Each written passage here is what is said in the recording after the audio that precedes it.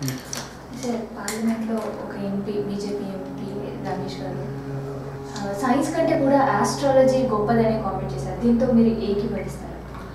అద్భుతంగా చెప్పారండి. Parliament సభ్యులైనటువంటి MP గారు ఎవరైతే చెప్పుకున్నారో వాళ్ళు చాలా అద్భుతంగా చెప్పారు. సైన్స్ అనేది ఇప్పుడు మనం తెలుసుకుందాం సైన్స్ అని పేరు పెట్టుకున్నాం, కానీ ఇప్పుడు మనం చూస్తే త్రేతాయుగం ద్వాపర యుగంలో కూడా ఈ ఆస్ట్రాలజీ యొక్క సిస్టమ్ అంతా బాగా కనబడుతుంటుంది అనమాట.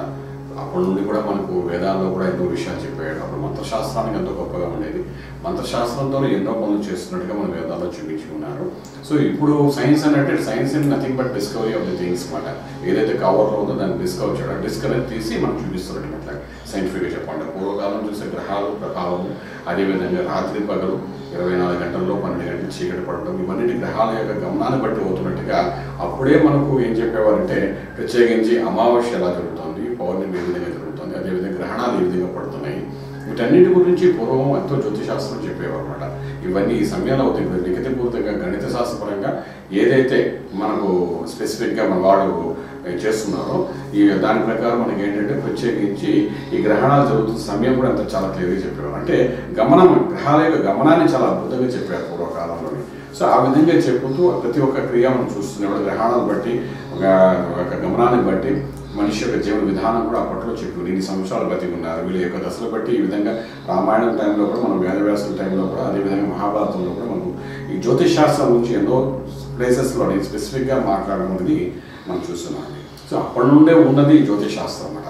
ఆ శాస్త్రం అనేది ఎప్పుడు నుండో గణిత శాస్త్రంతో సమానంగా ప్రతిదానికి మనకు ఒక ప్రమాణికం అప్పట్లో ఉండేది. సో ఇప్పుడు మన వాళ్ళు ఏంటంటే దానికి సైన్స్ అని ఒక పేరు చెప్పి దాన్ని మనం రికవరీ అంటే అగైన్ యాక్టివేట్ చేస్తూ చెప్తున్నాం. తెలియని విషయాన్ని తెలియజేయడానికి ప్రయత్నం చేస్తాం సైంటిఫిక్గా. బట్ బేసిక్లీ మొదట ఉన్న శాస్త్రమే కాబట్టి దీన్ని చాలా గొప్పగా చెప్పుకున్నాం. అందులో ఎంపీ గారు ఆ మాట అన్నారంటే చాలా అద్భుతంగా మనం యాక్సెప్ట్ చేయవలసింది. శాస్త్రపరంగా నేనైతే దాన్ని ఏకీభవిస్తానని చెప్పిన మాట కదా సార్. అంటే మనకి ట్రాన్స్ప్లాంటేషన్ కావచ్చు, పుష్పక విమానం కావచ్చు, అది మనకి లాస్ట్ మన వేదాల నుంచి వచ్చింది, ఇప్పుడు కొత్తగా వచ్చింది కాదు అనే ఒక వాదన కూడా వినిపిస్తుంది. దాంతో మీరు ఏకీభవిస్తుంది? ఇప్పుడు పూర్వకాలంలో ఏం చేసేవారండి, ఇప్పుడు చూడండి మనకి బటన్ నొక్కితే ఇక్కడ బటన్ నొక్కితే ఎక్కడో అమెరికాలో బాంబు పేలాంటి పేలుతుంది. అంటే అటానమీ అనేది మన వాళ్ళ టెక్నాలజీ ప్రకారం చెప్తున్నారు. కానీ పూర్వం రామాయణ మహాభారతాల్లో యుద్ధాలు జరుగుతుంటే మనకు కనబడినాయి. లంకలో కూడా మనం చూసిన రాముడు రావణాసుడు యొక్క స్థితిగతులు అంతా మనకి ఇప్పటికీ కనబడుతుందని చెప్పి పురాతన వాస్తవాలను చెప్తున్నారు. సో ఇక్కడ ఏంటంటే అప్పుడు కూడా అంటే ఇప్పుడు ఏ విధంగా అయితే శాస్త్రాన్ని మన వాళ్ళు నమ్మి సైంటిఫిక్గా చెప్తున్నారు, అప్పుడు కూడా మంత్రశాస్త్రంతో మంత్రం ఒక బాణం వేస్తే ఏంటి ఒక అస్త్రము అని చెప్తున్నారు. అస్త్రము అంటే ఏంటి, ఒక బాణానికి ఒక మంత్రంతో పంపిస్తారు. మంత్రశాస్త్రంతో దాన్ని మంత్రించి ఎప్పుడైతే వదిలితే అది కొన్ని యోజనాల దూరంలో వెళ్ళి తగ్గుతుంది వ్యక్తికి. ఆ విధంగా అప్పట్లో ఉండేది. అలాగే మంత్రశాస్త్రపరంగా మంత్రబలంతోనే అప్పుడు మీరు అన్నట్టు పుష్పక విమానం నడిచేవి. నిజంగా చెప్పాలంటే మంత్రానికి అంత బలం ఉండేది అప్పట్లోనే. సో అదేవిధంగా ఇప్పుడు చూడండి మన వాళ్ళకి ఏదో బటన్ నొక్కారు, మన సెల్ ఫోన్ గురించి ఎంత మనం మాట్లాడుకుంటాం, ఇక్కడ స్విచ్ ఆన్ చేయగానే అక్కడెక్కడో ఉన్న విదేశాల్లో వాళ్ళతో మాట్లాడుతున్నాం, మనం దాంతో యాక్సెప్ట్ చేస్తున్నాం. పూర్వకాలం కూడా ఉండేవి పని టెలిపతి అనేది పూర్వకాలం ఉండేది. అదేవిధంగా ప్రతి శాస్త్రం పూర్వం ఉన్నదాయి. ఆ ఉన్నదాన్ని మళ్ళా మన వాళ్ళు వెతికి తీసి బయట పెట్టడమే సైన్స్ అని చెప్తున్నారు. ఇవన్నీ మొదట ఉండవేనండి ఇవి. సో నేను ఏకీభవించాలి ఖచ్చితంగా. పూర్వకాలంలో ఇవన్నీ ఉండేవి.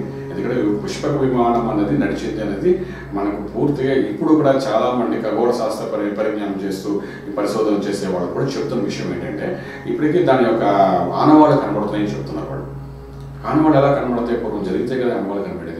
అలాగే అప్పుడు వాళ్ళు వాడిన బాణాలు కానీ యుద్ధ సమయంలో వాళ్ళు వాడిన దుస్తులు కానీ తర్వాత వాళ్ళు చేసే ప్రక్రియ అన్నీ కూడా కనబడుతున్నాయి. వాళ్ళు వాడిన అస్త్రాల ద్వారా ఏ భాగంలో ఏ విధంగా భూమి మీద ఎటువంటి పరిస్థితి ఏర్పడిందని కూడా ఇప్పుడు మన వాళ్ళ ఖగోళ శాస్త్ర పరిజ్ఞానం చేసిన విజ్ఞానవేత్తలు అందరూ చెప్తున్నారు.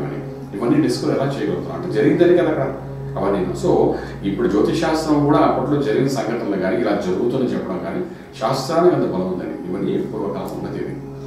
సార్ ప్రస్తుతం చూస్తుంటే మనకు ఒక భిన్న వాదన కూడా వినిపిస్తుంది. అన్ని జ్యోతిష శాస్త్రంలో ఉంటే బయట నుంచి టెక్నాలజీ ఇంపోర్ట్ చేసుకోవాల్సిన అవసరం భారతదేశానికి ఏంటి అనే ప్రశ్నలు కూడా ఉత్పన్న అవుతుంటే వాళ్ళకి మీరు ఎలాంటి సమాధానం చెప్పారు? ఇప్పుడు మనకు తెలిసిన శాస్త్రం అని మనం తెలుసుకోవడానికి ప్రయత్నం చేసేది గొప్ప విషయం అని భగవద్గీతలో కూడా ఇదే మాట చెప్తున్నాడు. ధర్మక్షేత్రే కురుక్షేత్రే అనే అక్షరంతో మొదలు పెట్టుకోవడం మమ అనే పదంతో ఏం చేస్తాడు. 18 పర్వాలు పూర్తిగా చెప్తాడు. అంటే మమ ధర్మం, నీ ధర్మం ఏంటో నేను నిర్వర్తించినంత కాలము నీకు ఎవరితోనూ భయం లేదు. అంటే జ్ఞానము, ఆలోచన శక్తి, విజ్ఞానం అంతా మనిషిలోని ఈ భూప్రపంచంలో మన భారతదేశంలోని హైందవ ధర్మంలోనే మన ఋషులు ఎప్పుడో దాగి ఉంచి ఉన్నారు. దాన్ని తెలుసుకోవడం ప్రయత్నం చేయాలి. ఆ తెలుసుకోవడం ప్రయత్నం చేయకుండా విదేశాలకు వెళ్తే అక్కడ తెలుస్తాయని అనుకోవడం మూర్ఖత్వం చెప్పడానికి అవకాశం. కర్మభూమిలో మన భారత భూమిలో కొన్ని ఎన్నో విషయాలు మనం తెలుసుకోలేక అక్కడికి వెళ్ళి అక్కడ నుండి సైన్స్ అని చెప్పుకుంటూ మళ్ళీ ఈ టెక్నాలజీతోనే మనం ఇది తెలుసుకోవడం ప్రయత్నం చేస్తామండి. బట్ సహజ స్థితిలో కూడా తెలుసుకోవడానికి అవకాశం ఉంది. ఇప్పుడు కూడా మనకి ఏంటంటే యోగా డిస్కవరీ ఆఫ్ యోగాస్ వాటిలోకి వెళ్తున్నప్పుడు అంటే యోగా మార్గంలోని ఒక చోట నుండి ఇంకో చోట ప్రయాణం చేస్తున్న మహాయోధులు మహాపురుషులు అవధూతులు మనకు కనబడుతూ ఉంటారు అనమాట. ఇప్పటికీ కనబడుతూ ఉంటారు హిమాలయాలకు వెళ్తున్నప్పుడు. అదంతా నిజమే. ఎవరైతే ఆ ట్రాన్స్లో ప్రయాణం చేసేవాళ్ళకి ఇవన్నీ తెలుస్తాయి. కానీ ఈ లోక ప్రపంచంలో కూర్చోవడానికి అవి కనిపించదు. సైన్స్ అంటారు, అదంటారు, టెక్నాలజీ అని అంటారు. బట్ అల్టిమేట్గా దీన్ని come back to the same అండి. ఒక కంప్యూటర్ అయినా వీడు తయారు చేసిన కంప్యూటర్ వీడు చెప్తుంది అవన్నీ, వీడికి చెప్తుంది సమాధానం. బట్ పూర్వకాలం అలా కాదు కదండి.